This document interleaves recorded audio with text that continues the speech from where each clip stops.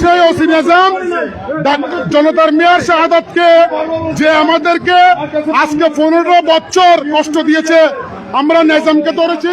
চট্টগ্রামের কোতোয়ালি থানার সাবেক ভারপ্রাপ্ত কর্মকর্তা নিজামউদ্দিনকে এক প্রকার গণপিটুনি দিয়েছে জনগণ, এবং এরপরই চট্টগ্রামের যে পাঁচলাইশ থানা সেখানে তাকে হস্তান্তর করা হয়। এই মুহূর্তে আমরা পাঁচলাইশ থানায় আছি। পাঁচলাইশ থানার আশেপাশে বিএনপি, ছাত্রদল, যুবদল ছাড়াও বিভিন্ন সময়ে যারা এখানে উপস্থিত হয়েছেন তারা যেটি অভিযোগ করছেন যে ওসি নিজামউদ্দিন কোতোয়ালি থানায় সহ বাকলিয়া সহ বিভিন্ন থানায় যখন তিনি কর্মরত ছিলেন, বিএনপি সহ বিভিন্ন রাজনৈতিক দলের নেতাকর্মীদেরকে তিনি মামলা দিয়েছেন, নির্যাতন করেছেন, সেই অভিযোগ কিন্তু তারা করছেন। ওর ছোড়া গুলিতে আমার এখানে গুলিবিদ্ধ হয়, আমি ওর হাত থেকে বাঁচতেছিলাম, মেডিকেল চিকিৎসা নিতে পারি নাই, তাই মেডিকেল চিকিৎসা নিতে হয়েছে। আমার বাসায়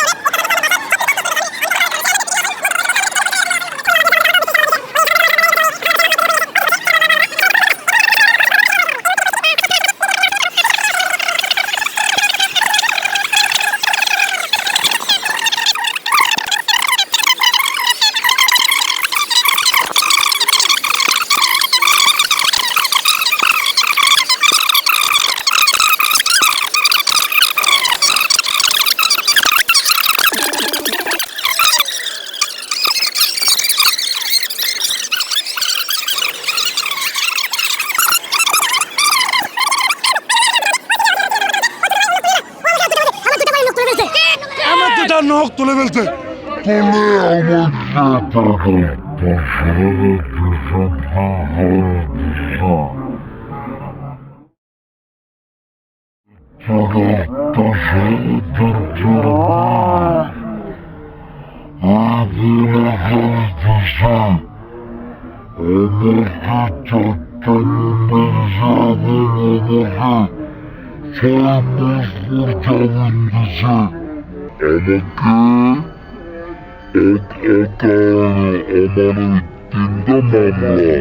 তিনটা মামলা দিয়ে আমাদের গণদিয়ে পুরো 10 নেতা কর্মীকে কোতোয়ালি থানায় 3টা মামলা দিয়ে আমাদের গ্রেপ্তার দেখাচ্ছে।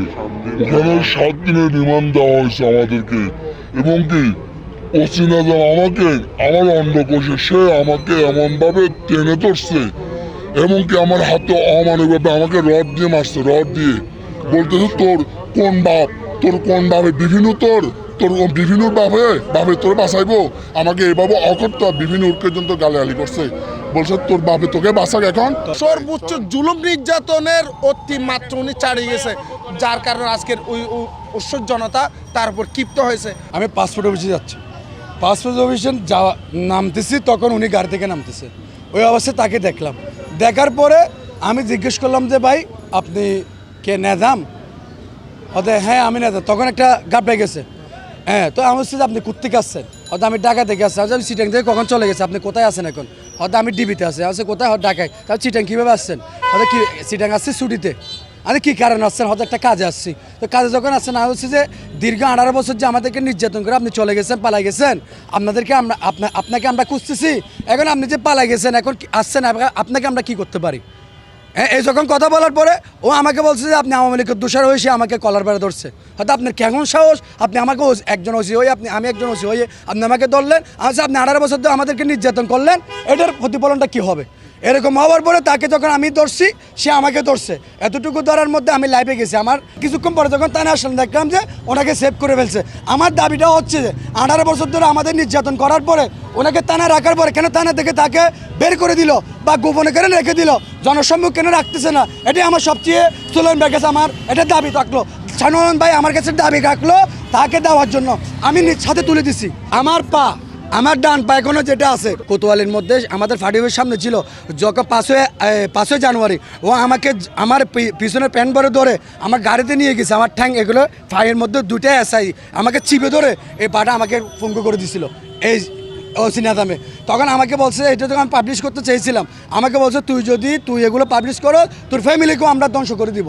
এভাবে তাহলে এই মানুষটাকে কেমনে আমি ছেড়ে দিব বলেন?